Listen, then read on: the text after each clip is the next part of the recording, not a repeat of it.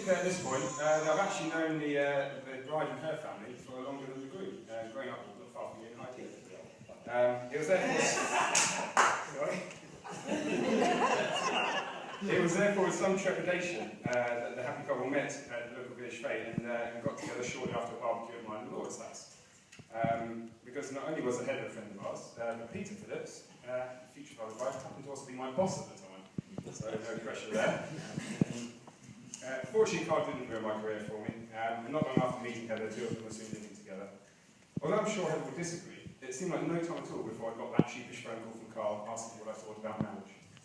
Now, I tried to explain to him as gently as possible that despite recent changes in the law, and flattered as I was, that night in the car, I'm sure it was a late winter beer, was just a memory, and that such a proposal should be directed to two ladies. Turns out I got the wrong end of the stick, and that leaves us nicely here today. Now, it would be rude not to mention the stag do's at all, which Carl has been fortunate enough to enjoy too. We first hit Las Vegas in style on a joint stag do which involved nightclubs, casinos, a gun range, a skydive, and for some of the group, drinking with some crazy Mexicans until 5 or 6 in the morning. The 8 of us had a great time, and apparently so did our friend James, who flew business class all the way there and was barely seen until the flight home.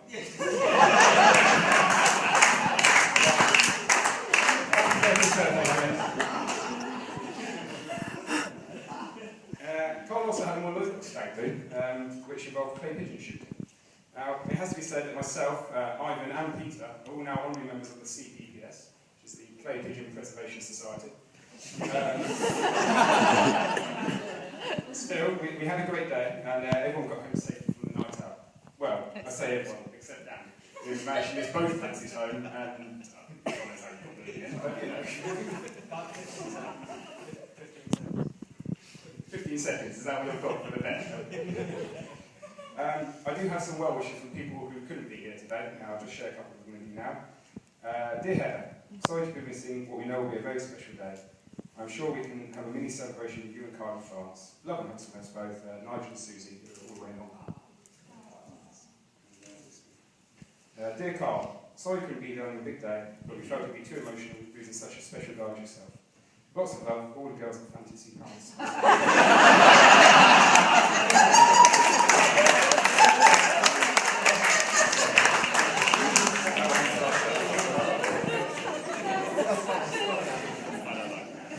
Now, in all seriousness, Carl, you can go away from today safe in the knowledge that you've gained a wonderful, caring and beautiful wife to spend the rest of your life.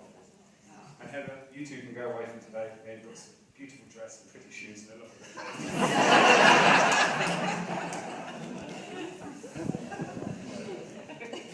For the honeymoon, Carl and Heather have chosen the beauty finder Mauritius. And I, for one, cannot wait for Tuesday to arrive. My bags are packed. I'm really looking forward to this. Thanks for the invite, Carl. Nicky actually is going to. I'd like to finish, if you please, with some hints and tips for a happy marriage. Start with this. Always get on with your mother-in-law. I haven't spoken to my mother-in-law to be for 12 months now, but not because we don't get on, I just don't want to interrupt her.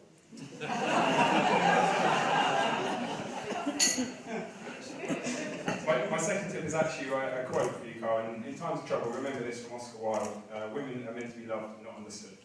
It was Oscar Wilde who said that. Yes. Take from that what you will. I'll say that if all the couples in the room, if you could just stare into your partner's eyes for a moment, please. All the couples, just look into your partner's eyes. Is everyone doing that? Yeah. Okay. Now, statistically, you are looking at the person most likely to murder you.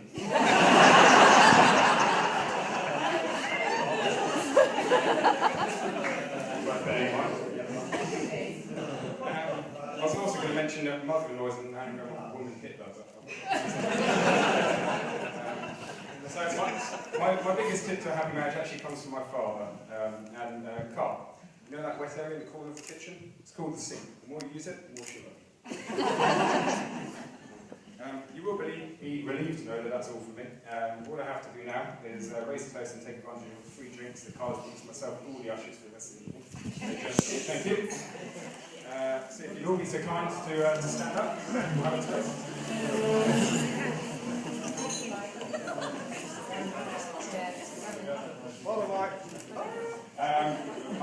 I've I'd like to raise a toast to love, to laughter, and to happy ever after. Heather and Carl.